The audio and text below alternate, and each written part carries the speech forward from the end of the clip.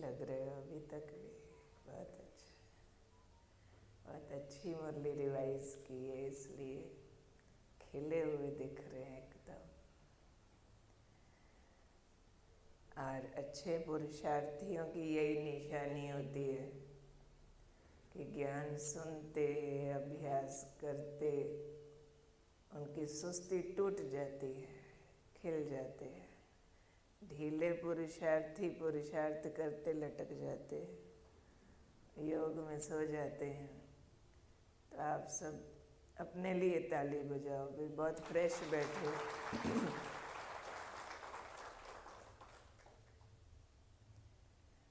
और ये भी पहली बार मैं देख रही हूँ कि कोई सेंटर पर सुबह सुबह मुरली के बाद ही तपस्या का प्रोग्राम रखा है।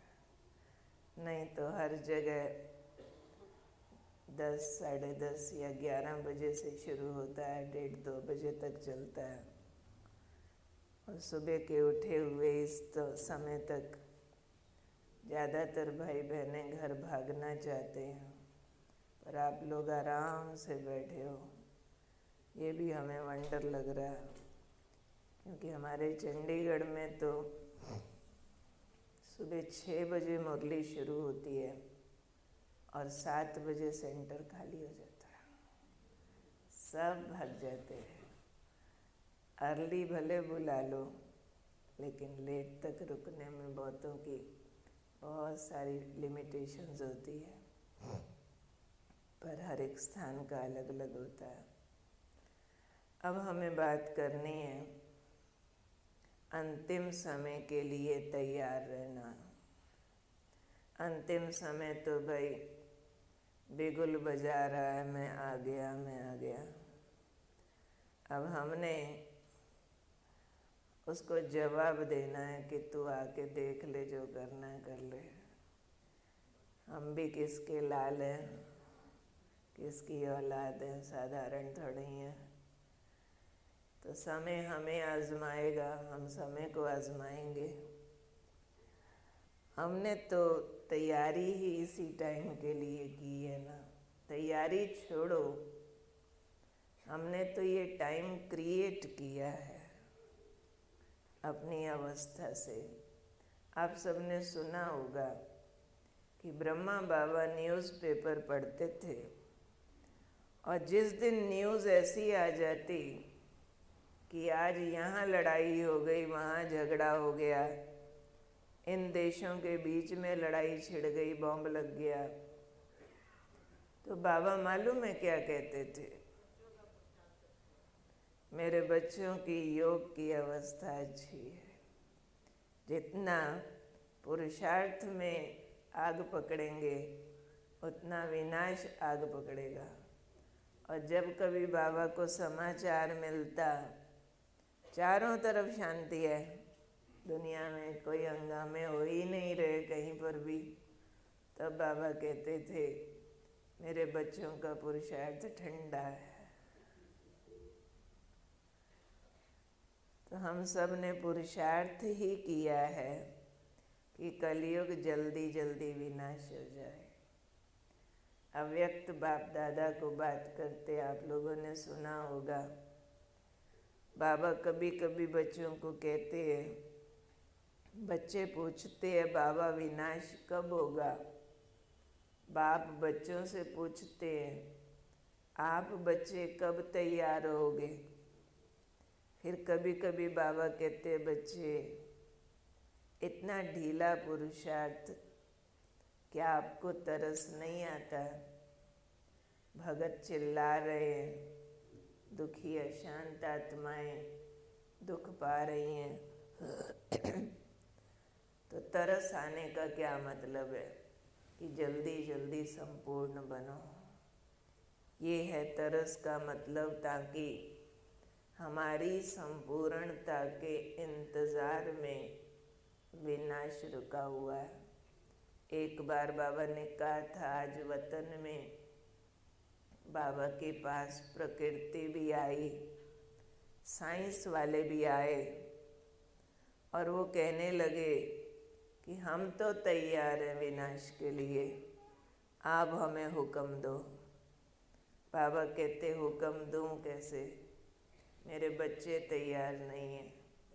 हुक्म किस बात का दो कि अब सफाई कर दे। मैं सफाई करें तो जो दुख पा रहे हैं सारे, उनके दुख दूर हो जाएं, आत्माएं मुक्ति धाम चली जाएं, नई दुनिया स्थापन हो जाए।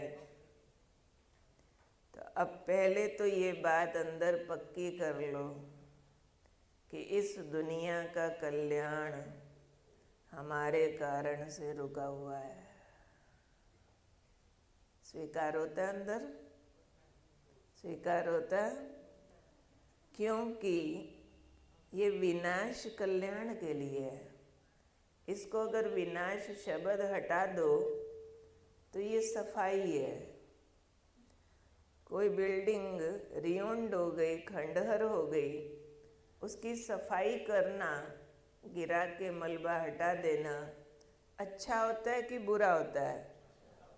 बहुत अच्छा होता है, ताकि नया बनाया जा सके। तो ये कलयुगी दुनिया की भी सफाई है, विनाश। कोई बाबा डरा थोड़े ही रहे हैं हमें, ब्लैकमेल नहीं कर रहे कि देखो विनाश होगा, ऐसे नहीं ऐसे कर लो। बाबा तो बाप है। बाबा विनाश के लिए डराने के बजाय हमारी सतयुगी तैयारी के लिए ज़्यादा बात करते हैं। विनाश के लिए कौन से बच्चे तैयार होंगे, हमारा चिंतन चलता है इस पर। जिन बच्चों को सतयुग ज़्यादा याद होगा, वो बच्चे अंतिम समय के लिए ज़्यादा अच्छी तैयारी करेंगे। मैंने बहुत बार ये बात ऑब्जर्व की है कि बाबा जो याद के लिए हमें दो बातें बोलते हैं, उसमें से एक बात पर तो ब्राह्मणों का बहुत ध्यान है, दूसरी बात पर कम है। दो बातें कौन सी बोलते हैं बाबा? एक है बाप को याद करो, दूसरा परसे को याद करो, मुक्ति को याद करो, जीवन मुक्ति को याद करो। दो मंत्र दिए हैं बाबा ने हमें, मन मना भव। मन मना भव का तो जोर हम रोज लगाते हैं। सुबह आके यहाँ भी योग करते हैं, शाम को भी करते हैं, अमृत वेला भी करते हैं, हर एक यथा योग यथा शक्ति। परंतु ये जो मध्याजी भव है, इसको कितना याद करते हैं, कितना फील करते हैं सतयुग में पहुंच गए, हमारा ये महल है, हम कृष्णा के साथ खेल रहे हैं, हम पुष्पक विमान में उड़ रहे हैं, हम राज कर रहे हैं, स्वयंवर हो रहा है। जब कभी कह दिया जाए आज दिवाली है, चलो सतयुगी रूप में घूमो, उसके अलावा बाबा को याद करने का जोर लगाते रहते हैं। अपने देवताई स्वरूप का आवाहन करते हैं। ये बने बने बने बस किसको अपना सतयुगी स्वरूप बहुत खींचता है, बहुत याद आता है, आता ही रहता है, वो हाथ खड़ा करो। 2.5 हाथ खड़े हुए हैं, दो ने ऐसे किया, तीसरे ने ऐसे किया, 2.5 हो जाते हैं ना। और ये 2 भी पूरे नहीं थे, वो भी आधे अधूरे थे। पूरा होता कोनी ना मुड़े। तो जिसको बहुत याद आता है उसी को कहेंगे ब्रह्मा बाप को फॉलो कर रहे हैं। बाबा को पहला साक्षात्कार कौन सा हुआ था मालूम है? पहला विनाश का बाद में हुआ, सतयुग का पहले हुआ। विष्णु चतुर्भुज सामने आकर के कहता है, अहम विष्णु चतुर्भुज तत्त्वम। जिसको बाबा समझ नहीं पाए, समझने के लिए अपने गुरु के पास गए, गुरु भी समझा नहीं पाए। उसके बाद जब बाबा को समझ आया कि ये विष्णु मैं बनने वाला हूँ, जो बाबा को नशा चढ़ा, बात मत पूछो। मनोहर दादी बताते थे कि इस साक्षात्कार के बाद, इस बात को समझ लेने के बाद, अहम विष्णु चतुर्भुज तत्वम, ये मैं हूँ, ये मैं हूँ, ये मैं हूँ, इसको समझ लेने के बाद ब्रह्मा बाबा में कभी किसी ने दादा लेखराज नहीं देखा। समझ में आई बात?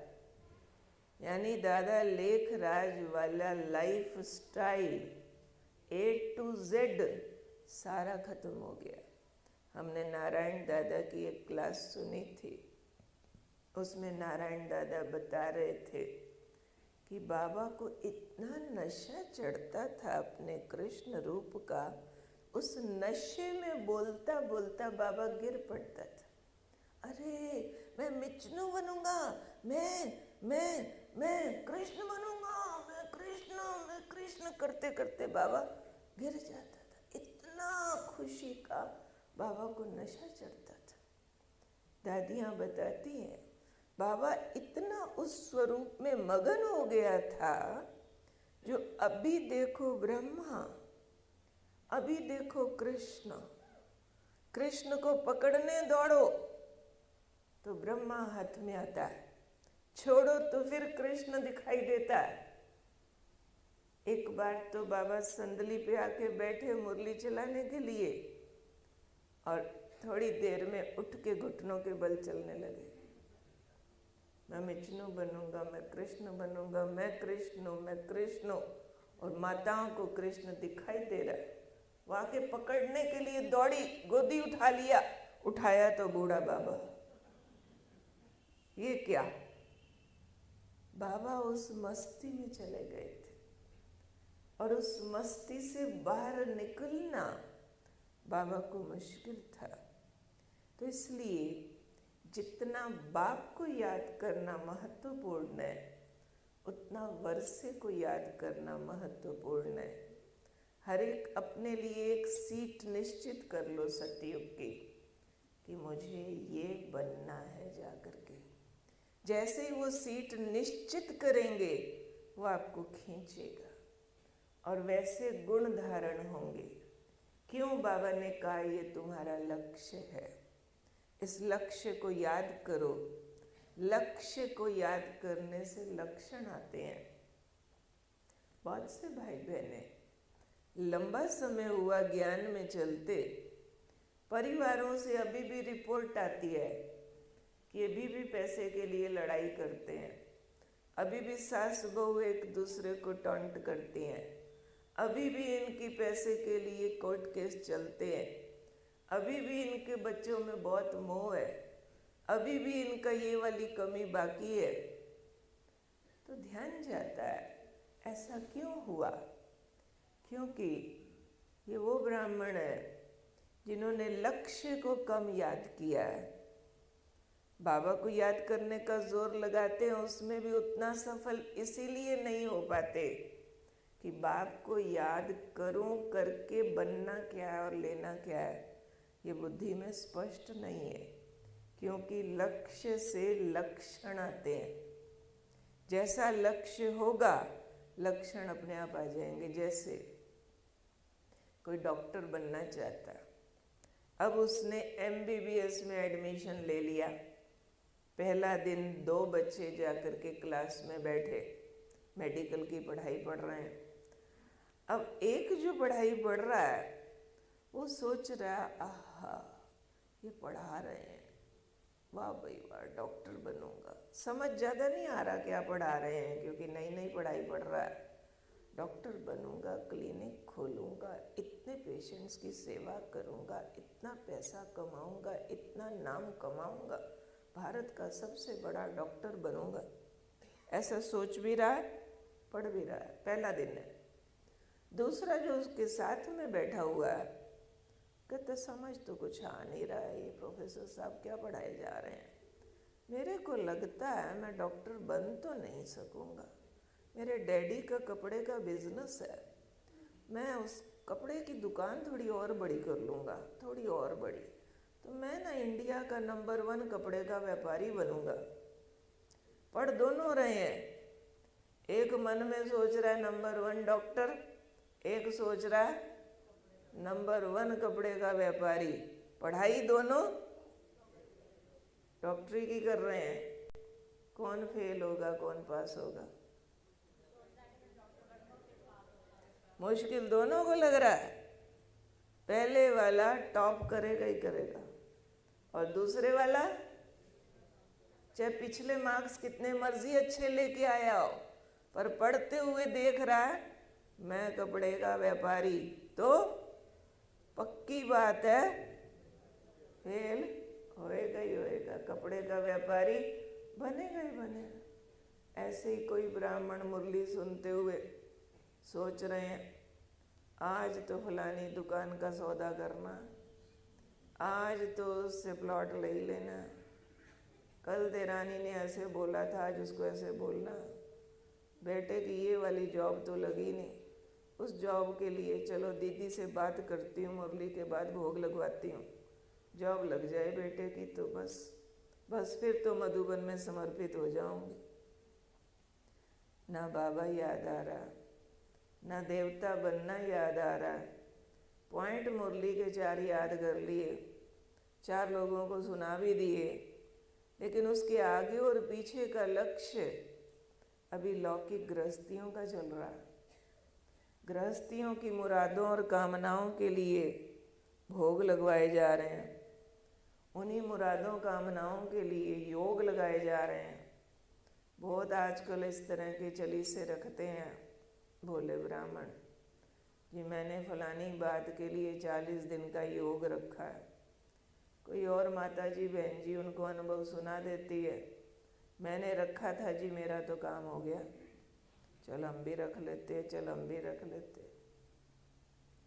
ज़रूरी बात है हम स्वीकार करते हैं कि आपका काम हो जाएगा। जैसे उसको कपड़े का बिजनेस चाहिए था, कपड़े का बिजनेस मिल जाएगा, पर डॉक्टरी नहीं मिलेगी। ऐसे वाले भोग लगवाने वालों को, योग इस तरह के लगाने वालों की बीमारियां ठीक हो जाएंगी, बच्चे पास हो जाएंगे, नौकरियां लग जाएंगी, बिजनेस ठीक हो जाएंगे, परंतु ऊंच पद के लिए योग ही नहीं लगाया। ऐसा योग लगाते 40 दिन योग लगाया मैंने अपनी 5 डिग्रियों में से 1 डिग्री पूरी करने के लिए। मेरी 5 डिग्रियां ना, कौन सी 5 डिग्रियां देवता बनने की? सर्वगुण संपन्न, बोलो सभी आगे।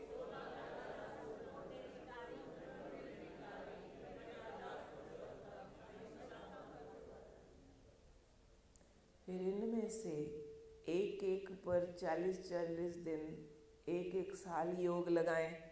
मैं सर्वगुण संपन्न बन जाऊं। बाबा के सर्वगुण मेरे में आ रहे हैं, कृष्णा के सर्वगुण मेरे में आ रहे हैं। अब ये वाला गुण आ गया, अब ये वाला आ गया, अब ये वाला आ गया। तब तो आत्मा देवपद सूर्यवंशी ऊंच पद की अधिकारी बने। योग के लक्ष्य देखो कहीं स्थूल तो नहीं है हमारे। बहुत लोग छोटी छोटी स्थूल बातों के लिए योग लगाते हैं, लक्ष्य से लक्षण आते हैं।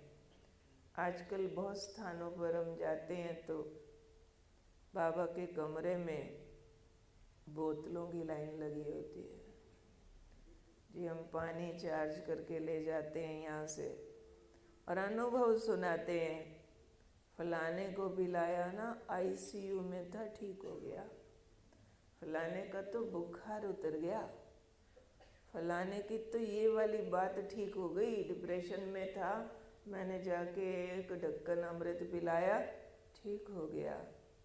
हम कहते ठीक हो जाएंगे। इस योग में बड़ी ताकत है। पर एक बात पूछती हूँ, शिव बाबा धरती पर आया किस लिए आया? क्या बाबा आके सिर्फ पानी चार्ज करके हमारी समस्याएं ठीक करने के लिए आया? क्या ये वाले काम पहले वाले पंडित पुजारी लोग कर नहीं रहे थे? कोई बाबे लोग कर नहीं रहे थे ये वाले काम कि ये वाला ताबीज जी मंत्र फूंक दिया, बांध लो, ये ठीक हो जाएगा। आपको सांप ने काटा है, फलाना झाड़ा करता है, सांप का जहर उतर जाएगा। और सच में उतरते थे, जहर भी उतरते थे, बुखार भी उतरते थे, बीमारियां भी ठीक होती थी, कमाइयां भी होती थी, पढ़ाइयां भी ठीक हो जाती थी। ये तो बिल्डिंग का रिपेयर का काम है ना। रिपेयर कौन करता होता है बिल्डिंग्स की? मिस्त्री मजदूर करते होते हैं। तो ये दुनिया एक बिल्डिंग है, तो बाबा इस दुनिया रूपी बिल्डिंग का मिस्त्री है कि मजदूर है? ना मिस्त्री है ना मजदूर है, मालिक है। मिस्त्री मजदूर रिपेयर कर सकते हैं, मकान गिरा के नया बनाने का फैसला मालिक का होता है। मालिक ऑर्डर करेगा, लाओ बुलडोजर लगाओ, गिराओ, कोठी बनानी है नई वाली। एक मिस्त्री एक मजदूर को आपने बुलाया था रिपेयर के लिए, अपनी मर्जी से मकान गिरा के नया बनाने की ताकत नहीं। तो ये सारा भक्ति मार्ग है जिसको बाबा कहते हैं, ये आए थे थमाने के लिए। थमाता कौन है? मिस्त्री मजदूर ना, कि छत गिर ना जाए, थोड़ा क्रैक आ रहा है जी, बीच में एक पिलर दे दो, थमा देगा। मालिक कहेगा छत गिराओ, नहीं डालते हैं, वो मालिक का काम है। तो बाबा मालिक है सृष्टि का। मालिक आकर के कहता है, इतने पतित बन गए हो, अब क्या तुम्हारे बुखार, बीमारियां, कमाइयां, नौकरियां ठोकरियां ठीक करता रहूं? पुराना दुनिया छोड़ो, ये वाला जन्म छोड़ो, ये वाले परिवार छोड़ो, ये कमाइयां छोड़ो, ये नौकरियां छोड़ो, चलो पुराने कपड़े उतारो, शरीर ही उतारो, आत्मा बिंदियां बन के उड़ के चलो मेरे साथ परम धाम। अब स्वर्ग बनाते हैं। अब इतने को क्या ठीक करते रहेंगे? एक अव्यक्त मुरली में बाबा ने कहा था, एक टाइम आएगा ब्राह्मणों में भक्त मिक्स हो जाएंगे, और हमारे बहुत सारे ब्राह्मण बनते बनते वापस भक्त बनने लग जाते हैं। जो थोड़ी बहुत समस्याएं आएंगी, सारा ज्ञान योग का जोर जो देवता बनने के लिए शुरू लगा रहे थे कि हम देवता बनने वाले हैं, वो अपनी समस्याएं ठीक करने में लगाने लगते हैं। ये ठीक हो जाए, वो ठीक हो जाए, और फिर अनुभव सुनाएंगे आके सामने स्टेज पर, मैंने ऐसे सोचा, ऐसे किया, फिर ऐसे हो गया। अरे वो कलयुगी दुनिया की रिपेयर की बातें सुना करके कहीं हम बाबा के सत ज्ञान का डिसरिगार्ड तो नहीं कर रहे? बाबा का तो परम ज्ञान परिवर्तन के लिए। परिवर्तन भी कौन सा? Total transformation. हम सब शिवरात्रि पर नारे लगाते हैं, सब ने लगाए हुए हैं, खूब प्रभात फेरियां की हुई हैं। हमारा मुख्य नारा क्या है? लगाओ जरा सारे, है ना? ये मुख्य नारा है ना, जागो जागो भारत में भगवान आए हैं, कलयुग जाने वाला है, सतयुग आने वाला है। क्या हमें निरंतर याद है कलयुग जाने वाला है? हम कलयुग को लगातार धक्का मार रहे हैं, जाओ जाओ जाओ, या कहीं कलयुग को बसाने का भी जोर लगा रहे हैं? कहीं कहीं जहाँ हम अपने 20 साल 50 साल के लक्ष्य रख लेते हैं, रखते हैं कई बार, दीदी प्लॉट ले लिया नया वाला, अच्छा, फिर बस दीदी अब तो ऐसा बढ़िया मकान बनाएंगे, उसमें एक बाबा का कमरा भी बना देंगे, बस बेटे बहू के लिए भी हो जाएगा, आगे पोते के लिए भी एक बना दिया है हम निश्चिंत। पोता कितना बड़ा है दीदी? 5 साल का हो गया है। उसकी भी 100 साल की तैयारी कर दी है पोते की। आपने कभी सोचा ही नहीं कि पोता भी सतयुगी आत्मा और ये वाला शरीर छोड़ के सतयुग में जाएगा। चाहे 5 का है, 50 का है, 80 साल का कोई हो गया है, ये कपड़े सबको बदलने हैं। क्या इसकी तैयारी हम कर रहे हैं? इसलिए फॉलो फादर मीन्स जितना बाप याद उतना मुझे मेरा सतयुगी स्वरूप याद। एक बार सुना हमने किसी से कि बाबा, बहुत नई बात आपको सुना रहे हैं, कि बाबा को सतयुगी स्वरूप का कितना आकर्षण था। बाबा अपने कमरे में बैठे हुए थे, लच्छू दादी को बुलाया। लच्छू दादी को जानते हैं? आप में से कितने जानते हैं लच्छू दादी? थोड़े जानते हैं। ब्रह्मा बाबा की ब्राह्मणी थी। ब्राह्मणी मतलब जो उनके कुछ स्थूल काम काज करती थी। तो छोटे से कद की बड़ी प्यारी बहन थी, लच्छू दादी बोलते थे उनको हम। तो लच्छू दादी को बुला के बाबा कहते हैं, बच्ची ऐसे करो, तुम ना मेरे कमरे में चारों तरफ शीशे लगवा दो। लच्छू दादी जोर जोर हंसने लगी कि 90 साल का बूढ़ा बाबा कमरे में चारों तरफ शीशों का क्या करेगा? बाबा गंभीर थे, लच्छू दादी हंस रही थी। बच्ची मैं ठीक कह रहा हूँ, सच में तुम मेरे कमरे में चारों तरफ शीशे लगवा दो। लच्छू दादी ने पूछा, बाबा क्या हुआ है, कमरे में शीशे क्यों लगवा दूं? बच्ची मैं ना बार बार भूल जाता हूँ। क्या भूल जाते होंगे बाबा? अपना लक्ष्य भूल जाते होंगे। बात किसकी सुन रहे हो? सृष्टि का आदि पिता ब्रह्मा, जिसके तन में शिव बाबा प्रवेश थे, जो सदा नशे में रहा। लच्छू दादी को कह रहे हैं, बच्ची मैं ना बार बार भूल जाता हूँ। अच्छा बच्ची मैं बार बार भूल जाता हूँ।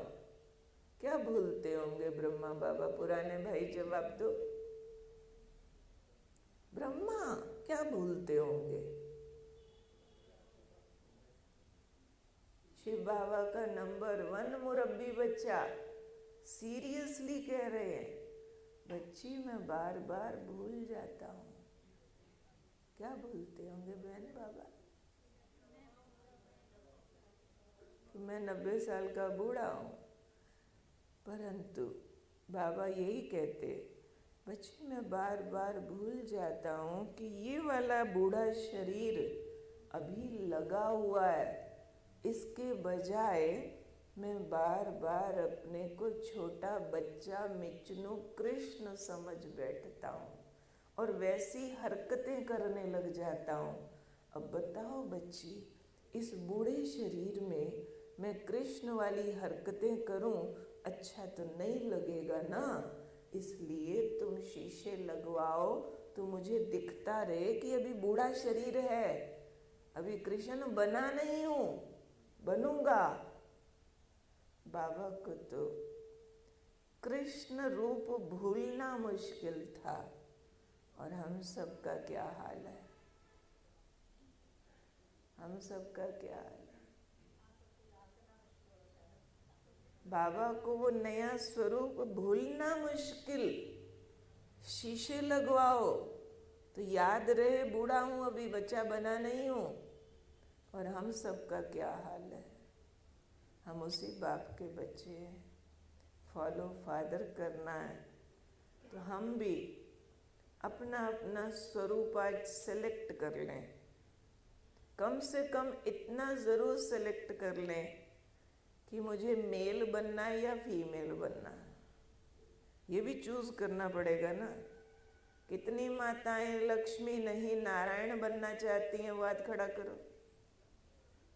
कितनी माताएं नारायण बनना चाहती हैं, लक्ष्मी नहीं, वो हाथ खड़ा करो। काफी है। सोचा हुआ है या रैंडम हाथ खड़ा कर रहे हैं?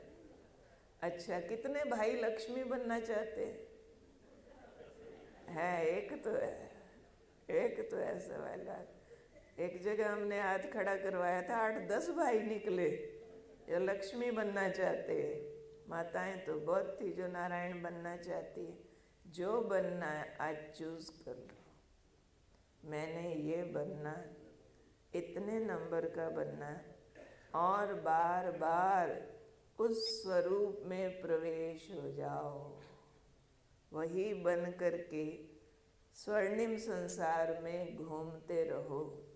रोज अपने को देखो, हम लक्ष्मी बन के नारायण बन के घूम रहे हैं, डांस कर रहे हैं, राज कर रहे हैं, राज्य व्यवस्था को विस्तार दे रहे हैं। हम प्रिंस बन गए, प्रिंसेस बन गए। इतना बड़ा मेरा महल है, अपने महल के कमरे गिन के आया करो रोज।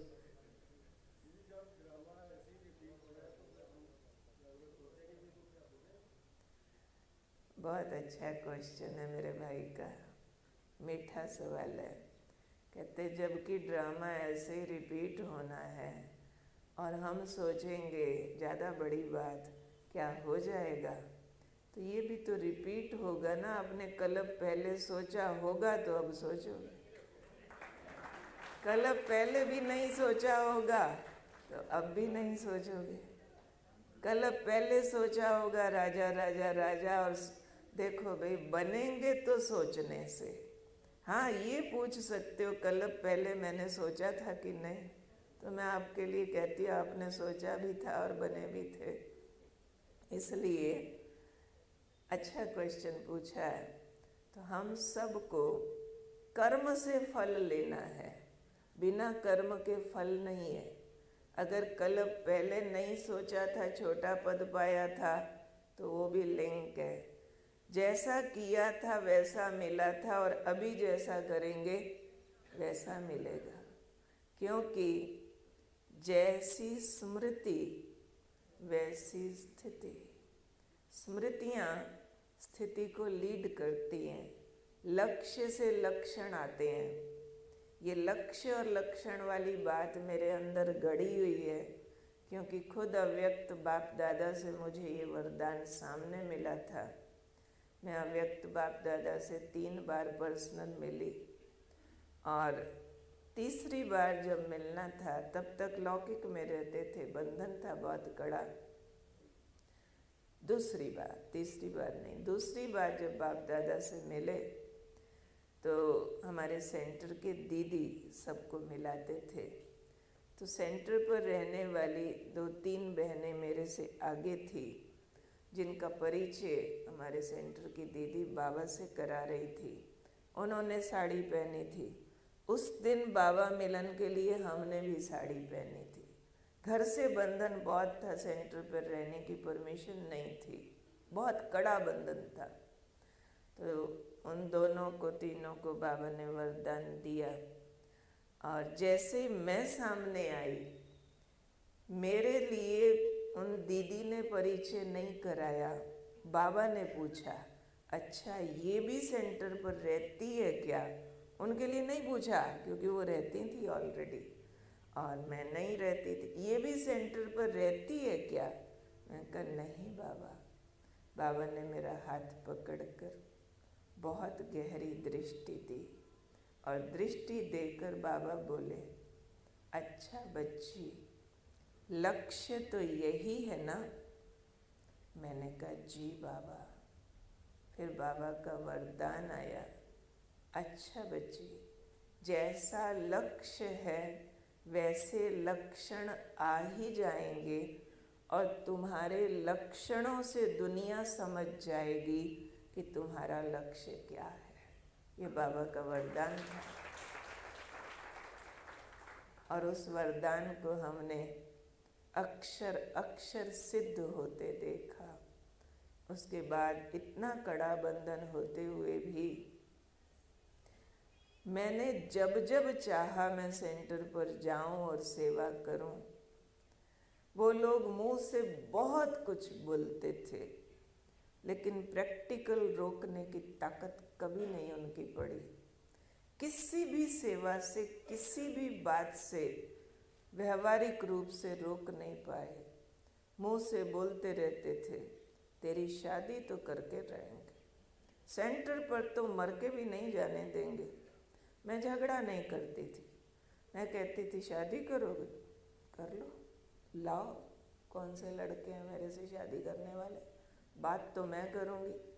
तो माता जी बाद में अंदर से डरते थे, बताते थे, कहते मैं डरती थी कि अगर कोई भी लड़का लाया ये तो नाक कटा देगी, ये तो देवी लगती है, देवियों की कभी शादी होती है क्या, ये तो बेइज्जती करेगी, ना ये प्याज खाती है, ना ये दूसरे कपड़े फैशन के पहनती है, ये तो अपना सारा दिन मेडिटेशन करती है, जो आता है दबा के ज्ञान सुनाती है, उनको भी ज्ञान सुनाने लग जाएगी, हमारी तो इज्जत ही कहीं की नहीं रहेगी। डरते थे बहुत, तो कुछ कर ही नहीं सके, प्रैक्टिकली रोक नहीं सके, मुक्त हो गए। वो तो बहुत अलग लंबी कहानी है, वो नहीं सुनाती हूँ। लेकिन भगवान उवाच है, जैसा लक्ष्य वैसे लक्षण। ये कोई मत समझना कि हम यज्ञ में पैसा बहुत देते हैं, हम यहाँ आके हड्डी सेवा बहुत करते हैं, बहुत भाषण करते हैं, हमने बहुतों को कोर्स कराए, बहुत पाठशालाओं में मुरलियाँ सुनाई, इसलिए हमारा राजपद पक्का है। नहीं, सिर्फ उन्हीं का पक्का है जो राजा बन के मन में घूमते हैं। मन में वो स्मृति आनी चाहिए, वो दृश्य खींचने चाहिए।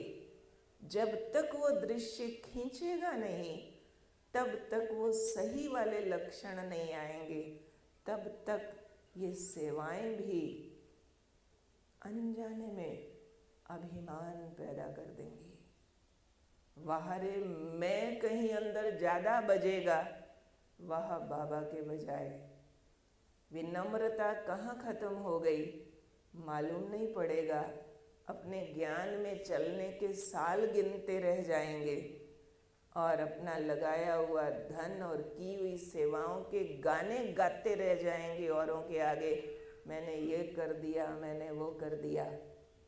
और जब रिजल्ट देखेंगे तो राजपद नहीं होगा उसमें, क्योंकि इसके लिए बाबा ने कहा था, जैसे समझो कोई अच्छी बढ़िया नई ड्रेस सिलवाता है, पहले उसका ट्रायल तो लेता है ना, पूरी आती है कि नहीं।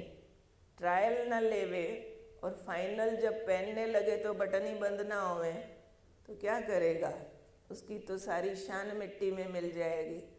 हमने ट्रायल नहीं लिया कि देवता बन के कैसी फीलिंग आ रही है, कैसी फीलिंग आ रही है। और सतयुग में सीधा हमें देवता बना दिया और राजगद्दी दे दी, तो गद्दी पे बैठना भी नहीं आएगा, हुक्म चलाना भी नहीं आएगा।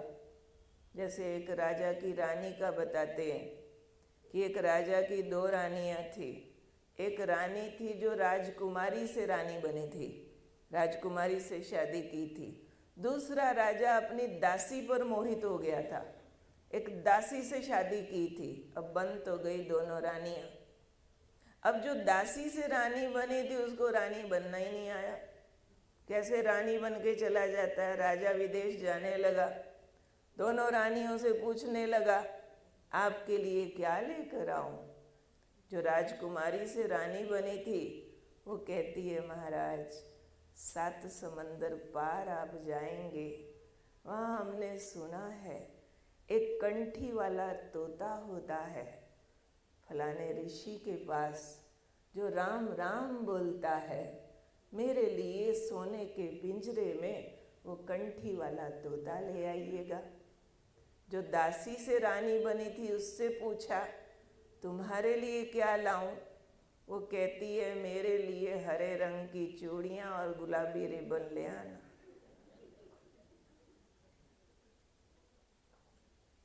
उसको मांगना ही नहीं आया कि एक रानी क्या मांगती है। भी ये चूड़ियाँ और रिबन तो तेरे चरणों के नीचे है, ये क्या चीज़ है तेरे लिए। तो ऐसे ही हम सतयुगी होकर जिए, सतयुग में जाएंगे नहीं, सतयुग हमारे लिए आएगा, क्योंकि हम सतयुगी बन जाएंगे। हम इतने सतो प्रधान बन चुके होंगे कि सृष्टि को स्वर्ग बनना होगा। हम कोई आसमान में पड़ा हुआ स्वर्ग नहीं ला रहे हैं जमीन पर, लेकिन हम अपने अंदर का सोया हुआ देवता जगा रहे हैं। जो सो गया है स्मृतियों में, उसको स्मृतियों से जगा रहे हैं। और जिसकी स्मृतियों में देवत्व पूरा जाग गया, मैं नर से नारायण बनने वाली आत्मा नहीं, मैं नारायण हूँ, ये स्मृति जिसके लिए जाग गई, उसके लिए ये अंतिम समय वरदान है। उसका अंतिम समय विनाश का दृश्य नहीं है, लेकिन उसके लिए अंतिम समय वाह वाह का दृश्य है। बाबा ने एक मुरली में अंतिम समय की निशानियां बताई थी कि अंतिम समय में मारा मारी खूने नाहक खेल होगा। पर मेरे बच्चों की अवस्था क्या होगी? लोग चिल्लाएंगे हाय मरा, और तुम्हारे मुख से निकलेगा वाह अपने घर गया। ये स्मृतियों का जादू है। वो चिल्ला क्यों रहा है हाय मरा? क्योंकि देह अभिमान में है, उसको देह का मरना अपनी मौत लग रही है, और आपको लग रहा है वो अमर आत्मा है, मेरा भाई है। आपको उसकी हाय में वाह क्यों दिखी? वह आत्मा मेरा भाई मुक्त होके घर गया। वाह! जो ये वाह वाह वाली स्थिति में होंगे, उस वाह वाह वाली स्थिति के लिए ही बाबा ने बोला हुआ है कि अंत में ऐसे बच्चे कहेंगे अम्मा मरे तो भी हलवा खाओ, बीवी मरे तो भी हलवा खाओ। उनकी हलवा वाली स्थिति हो जानी है अंत के समय में, क्योंकि उनको सतयुग के झाड़ स्पष्ट दिखाई देंगे। बस ये बने बने बने बने बने, उनको मौत का गम नहीं लगेगा। समझो, हम सबको बीमारियों का अनुभव है, तकलीफ़ों का शरीर का अनुभव है। कोई हमको जोरदार बीमारी आ गई, बहुत दर्द, बहुत तकलीफ, सांस नहीं आ रहा, सोया नहीं जा रहा, बैठा नहीं जा रहा, खड़ा नहीं हुआ जा रहा, पर डॉक्टर कोई अनुभव से बता रहा है, कोई दूसरा भी कोई अनुभव से बता रहा है कि बस ये वाला जो ऐसा हाल होता है ना, इसके बाद अगला दिन बहुत खुशी का और बहुत लाइट हो जाओगे, और इसके बाद ये दर्द कभी नहीं होने वाला है। आपको ये जो दर्द आया ना, सदा के लिए फिट कर देगा, हेल्दी। तो आपको उस दर्द में क्या फीलिंग आएगी? हो रहा दर्द, हो रहा है, बेसहारा फील हो रहा है, लेकिन आपको खुशी, चैन, अच्छा लगेगा। आप वो वाला टेम्परेरी दर्द आराम से स्वीकार कर जाओगे। इसको बोला जाता है सृजन की पीड़ा। नया कुछ पैदा करना है तो उसके लिए पुराने को मरना होता है, पर नया पैदा होने की खुशी पुराने के मौत का गम महसूस होने नहीं देती। तो आज पूरा दिन, शाम को भी क्लास है, तब तक सब एक तैयारी करना, बार बार ये दृश्य देखना कि सूक्ष्म वतन में गए, और सूक्ष्म वतन में बाबा कहते हैं बच्चे आज तुम्हें एक सौगात देनी है मैंने, और उस सौगात में बाबा मुझे मेरा देवताई स्वरूप सौगात में देते हैं। लक्ष्मी रूप, नारायण रूप, और मैं आत्मा लाइट का शरीर छोड़ करके लाइट का शरीर सूक्ष्म वतन में गायब होता देखो, और अपने देवताई शरीर में प्रवेश करती हूँ, श्री नारायण रूप, श्री लक्ष्मी रूप, और वहाँ से अपने को धरती पर अवतरित हुआ देखते हैं। अवतरित होकर के फिर देखते हैं सतयुगी स्वरूप में अपना साम्राज्य, अपना महल, अपने वैभव, अपना परिवार, अपनी पढ़ाई, अपने खजाने, अपना राज, सब कुछ उसमें जीकर देखना। आज चेक करना कितने घंटे एक दिन के उस सतयुग के नशे में हम रह सकते हैं।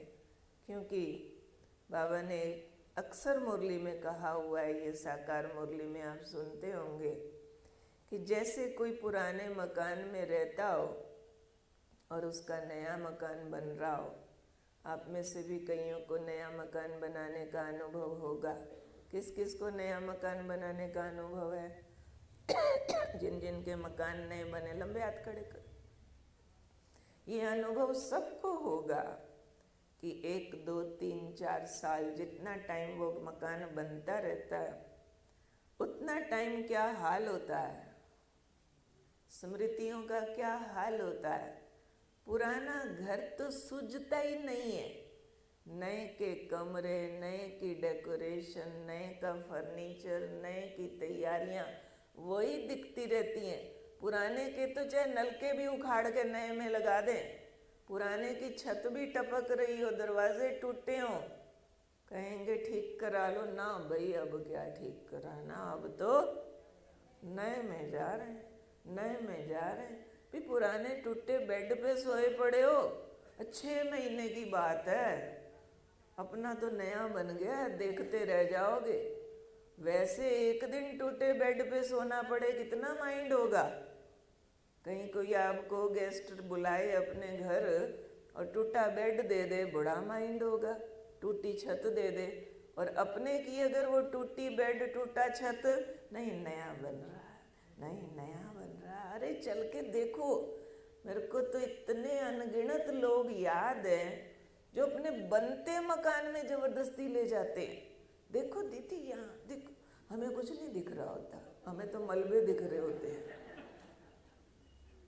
कि यहाँ तो गंद पड़ा है, यहाँ बाल्टियाँ गिरी पड़ी हैं, यहाँ बोरे पड़े हैं।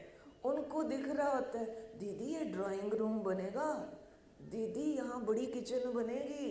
तो आपको दिख रही है, हमको तो नहीं दिख रही।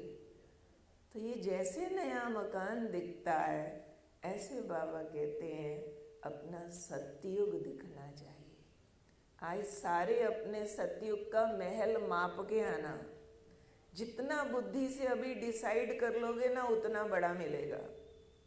चाहे तो कह देना अपने मन में कि मैंने दिल्ली से जयपुर जितना लंबा महल लेना है। कोई को लगेगा हाय हाय इतना बड़ा संभालते मर जाएंगे, क्या करना। मेरे को तो 4 कमरे का काफ़ी है।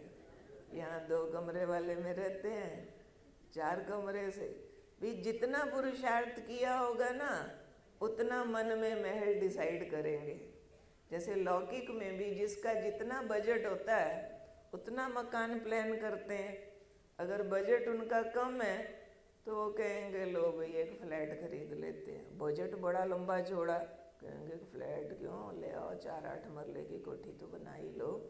तो ऐसे ही जितना अंदर पुरुषार्थ है, बाबा का प्यार है, देह से न्यारापन है, दुनिया से न्यारापन है, अंदर नशा चढ़ा पड़ा, कलयुग जाने वाला, सतयुग आने वाला, खूब तैयारी की है, वो अपना उतना बड़ा महल देखेंगे। अरे पुष्पक विमान होंगे ना, एक कमरे से दूसरे कमरे में विमान में जाया करेंगे। हम तो बहुत बड़ा बनाएंगे जी, अंदर स्विमिंग पूल भी बनाएंगे, अंदर कई पहाड़ियाँ भी होंगी, कई तरह के म्यूजियम भी होंगे। हम तो सारे राजाओं को अपने महल में आमंत्रित किया करेंगे, बहुत बड़ी पिकनिक किया करेंगे। तो आज अपनी ड्रेस भी देखना, उसमें हीरे भी गिन लेना, अपनी माला भी गिन लेना, अपने ताज का साइज भी देख लेना। सारे प्रकृति तैयार करेगी ना जैसा ऑर्डर करोगे। बिना ताज वाला ना देखना अपने आप को। फिर अपनी प्रजा भी गिन लेना, कितनी प्रजा मेरी बन रही है, कितने लोग मेरे आगे हुक्म बजाएंगे। 25-30 दास दासियाँ तो चाहिए ना। कौन हमारा दास दासी बनेगा वहाँ पे, जिसकी यहाँ गालियाँ बहुत खाई होंगी। गालियां खा खा के भी उसको प्यार दिया होगा, सुख दिया होगा, सहयोग दिया होगा, वो अंत में कहेंगे जी आप तो राजा हो, मैं नौकर हूँ। क्योंकि जिसने गालियां दी उसको हिम्मत ही नहीं आएगी ये कहने की कि मैं राजा बनूंगा। वो कहेगा इतनी गालियां देके तो दास दासी बनना तैयारी है अभी सारी। तो एक है मन मना भव, दूसरा है पूरा मंत्र प्रयोग करके राजयोग का सब्जेक्ट पूरा करना है।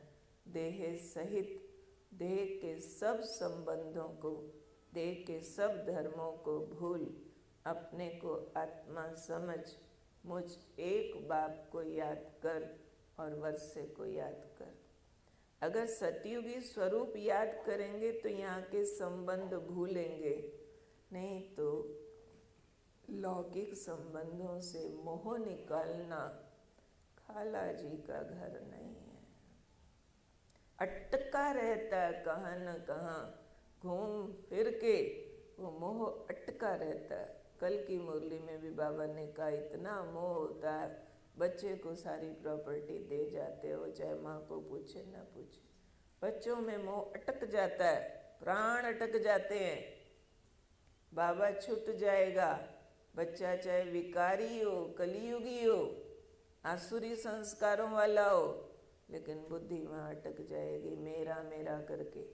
पर उस बुद्धि को निकालने का एक ही उपाय है, बार बार देखो, देह छोड़ी घर गए, घर से वापस आए, नई दुनिया में राज कर रहे हैं। बार बार ये सोचना है बस अब घर जाना है, फिर नई दुनिया में आकर राज करना। जैसे ब्रह्मा बाबा, मैं मिचनो कृष्ण बना की बना, बना की बना, ऐसे धुन लगा दें कि मैं भी कृष्ण के साथ प्रिंस बना की बना, हम इकट्ठे खेल रहे हैं, इकट्ठे खा रहे हैं। ठीक है, ठीक है। आज इस पर आजमाना। माताएं घर में लक्ष्मी बन के प्रवेश करना। आज मुंह से ना बोलना कुछ, मुंह से अगर बोलोगे ना घर में आज मैं मम्मी नहीं आई हूँ, लक्ष्मी आई हूँ, वो कहेंगे क्या हो गया है। हाँ भाई, घर में नारायण बन के प्रवेश करना और ऐसे समझना अवतार आए हैं थोड़ी देर के लिए, कलयुगी दुनिया का पुराने मकान का दर्शन करने, कि यहाँ से सतयुग में किस किस को ले जाना और किस किस को नहीं ले जाना।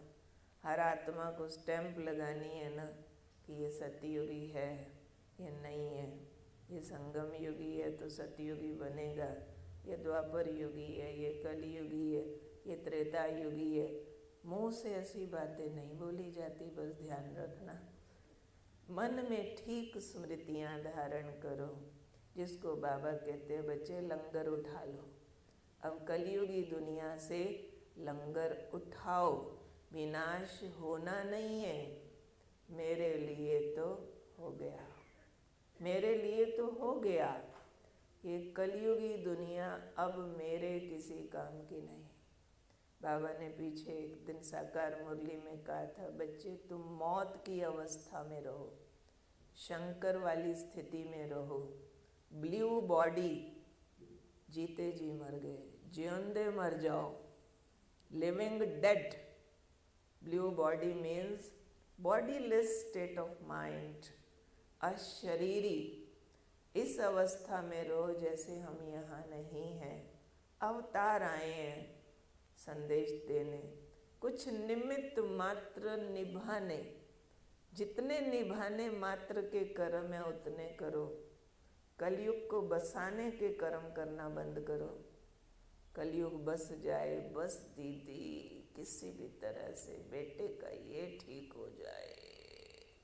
अरे उसके कर्म के फल में होगा तो ठीक होगा, नहीं तो वो एक आज़ाद आत्मा ना। कोई भी अपने संबंधियों को दुखी नहीं देखना चाहते, ये सतयुगी संस्कार है। हम सारे सतयुगी लोग हैं, किसी को हम दुखी नहीं देखना चाहते। पर संगम युगी ज्ञान भी है हमारे अंदर कि हर आत्मा को उसके कर्म के फल अनुसार जो दुख आना है उसे दुनिया की कोई ताकत। तो हम कई बार मोहवश अपने संबंधियों के दुख रोकने के पीछे इतना जोर लगा देते हैं कि अपने ज्ञान योग के सुख से वंचित हो जाते हैं, कि उनको दुख ना आए, चाहे वो कलियुगी हो चाहे वो अज्ञानी हो, आए इन्हें कुछ नहीं होना चाहिए। थोड़ा सा डिटैच हो जाओ। जो करेगा हर आत्मा को उसके कर्म का फल न्यारा होके अगर आप भोगने देंगे तो आपकी साकाश ठीक जाएगी और उसको भोगने में मदद मिल जाएगी। और अगर आप रोकेंगे, आई इसको कुछ ना हो, तो उसका दुख बढ़ेगा कि घटेगा? तो दूसरों के दुख बढ़ाने वाले मत बनो। आप सतयुगी सुख स्वरूप में सतो प्रधान आत्मा इस स्थिति में रहो तो हमारी सुखमय स्थिति दूसरों के दुख काट सकेगी। दूसरे के दुख में दुखी हो जाने से हम उनका दुख बढ़ा देंगे। इसलिए शब्द यूज करेंगे हम न्यारा और प्यारा। ना काहू से दोस्ती, ना काहू से वैर, ना किसी से हम अटैच हैं, ना क्रूअल है। ऐसा भी हम नहीं चाहते कि हाँ दुखी होने दो, नहीं। देवताई घराने के सतयुगी लोग हैं, सुख की दुआ जरूर देते हैं कि तुम्हारा भला हो, सुखी रहो। लेकिन फिर भी कोई अपने कर्म के फल से दुखी हो रहा है तो हम डिटैच हो जाते, न्यारे। एक दुखी और मैं भी रो रही हूँ तो वो कोई हल नहीं है। देवता स्टेबल रहते हैं, हमारी पत्थर की मूर्तियाँ स्टेबल रहती हैं, तो हमें स्टेबल होके अपने भी कर्म बंधन काटने हैं, औरों के भी काटने हैं। This is the fastest way of विक्रम विनाश। फास्टेस्ट वे है कि अपने को कलियुगी मत समझो, सतयुगी समझो। जब तक कलियुगी समझोगे, मैं मम्मी हूँ, मैं पापा हूँ, मैं बेटा हूँ, मैं भाई हूँ, मैं मौसी हूँ, मैं भाभी हूँ, मैं देरानी हूँ, जेठानी हूँ, चाचा हूँ, मामा हूँ, कर्म का हिसाब बढ़ता जाएगा बहुत तेजी से। इसको कट करने का एक ही तरीका है, ना मम्मी हूँ, ना पापा हूँ, ना बेटा हूँ, ना बेटी हूँ, आत्मा हूँ। शांत हूँ, पवित्र हूँ, ये आत्मा भाई है, मैं तो श्री नारायण बना कि बना, बस ये भी परम धाम चले जाएंगे, मुक्त हो जाएंगे। ऐसा न्यारापन आज हम इसका अभ्यास करेंगे। और शाम को एक बात का मैं अनुरोध करती हूँ, शाम को टाइम 4 दिया 5 दिया, जो टाइम दिया है 5 मीन्स पूरे 5 टोटल सब यहाँ पहुँच जाओ। एक 5 बजे आ रहा है, एक 5:15, एक 5:30, एक 6 बजे। उससे क्या होता है, भट्ठी तपती नहीं है। शाम को योग करेंगे, योग के विषय में ही बात करेंगे, क्योंकि अभी ज्ञान तो बहुत हो गया ना। तो हमको हमारी बहन ने बताया था, नाम जल्दी से मुंह पे नहीं आता, तो कहती हलचल में अचल कैसे रहना ये सिखाना। तो मुझे समझ में आया कि हलचल में अचल रहने का ये एकमात्र तरीका है कि बुद्धि को कलियुगी दुनिया ना खींचे, अपना सतयुगी स्वरूप खींचता रहे, तो हलचल में इतने अचल रहेंगे जो बात मत पूछो। जैसे पुराने मकान पर बुलडोजर चलना किसको माइंड नहीं होगा, जिसका नया बन गया है। जिसका नया बना नहीं, उसके मकान की एक ईंट भी तोड़ो, हाय तौबा मचा देगा। तो ऐसे ही जिन्होंने नई दुनिया की तैयारी नहीं की है, उनको एक विघन भी जीवन में आया रोते घबराते मिलेंगे, हाय बाबा ये क्या हो गया। जिन्होंने सतयुगी स्वरूप की तैयारी की है, उनके लिए तो विनाश भी ऐसे लगेगा जैसे फूल बरस रहे हैं। सुखदाई मौत लगेगी, मौत ही नहीं लगेगी, ऐसे लगेगा कपड़ा बदल रहे हैं। तो हम सब कपड़े बदलने के लिए तैयार हैं। अभी बाबा नए चोले दे दे सबको, अभी पहन के फिर घर गुर जाना कैंसिल, चले स्वर्ग की दुनिया में। पीछे आपके परिवार, मकान, दुकान, बैंक बैलेंस, ये वो। बाबा कहेगा मैं नहीं बैठा, मैं तो तुम्हें लेके जा रहा हूँ परम धाम। बाबा नहीं देखेगा, उनको उनके कर्म देखेंगे। इसलिए उनको भी जो मदद करनी है सुख शांति पवित्रता की अभी कर लो, नहीं तो हर एक को उसके कर्म उसका हिसाब देंगे और उससे किसी को कोई बचा नहीं पाएगा। तो हमें सिर्फ अपनी तैयारी ठीक करनी है। तो अपने ठीक करने से हम रोल मॉडल बन जाते हैं, हमें देख कर दूसरे सीखते हैं। अगर हम परेशान तो दूसरे क्या सीखेंगे? ठीक है, तो हम हैं राजयोगी। राजाओं का राजा बनने के लिए योगी बने हैं।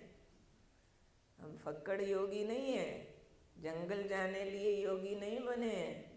हम योगी बने हैं सोने के महलों में जाने के लिए। हम योगी बने हैं सर्वगुण संपन्न 16 कला संपूर्ण निर्विकारी बनने लिए। ये हमारा योग का लक्ष्य है। इस लक्ष्य को पाना है।